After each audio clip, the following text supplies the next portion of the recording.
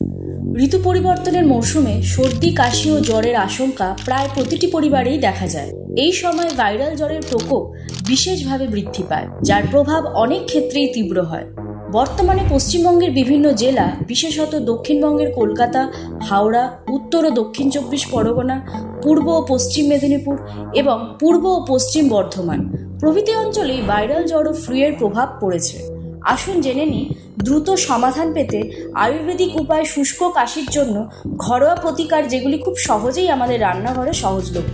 উপকরণ: 1 টেবিল চামচ ফ্রেশ আদা কুচানো, 1 টেবিল চামচ মধু, 1/2 চামচ হলুদ গুঁড়ো, 4 ভাগের 1 ভাগ গোলমরিচ গুঁড়ো, 1/2 চামচ দারচিনি গুঁড়ো ও 1 কাপ জল।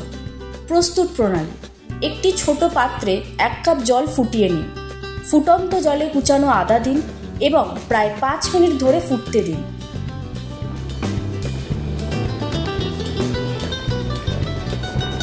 এবার হলুদ গুঁড়ো, গোলমরিচ গুঁড়ো ও দারচিনির গুঁড়ো যোগ করুন।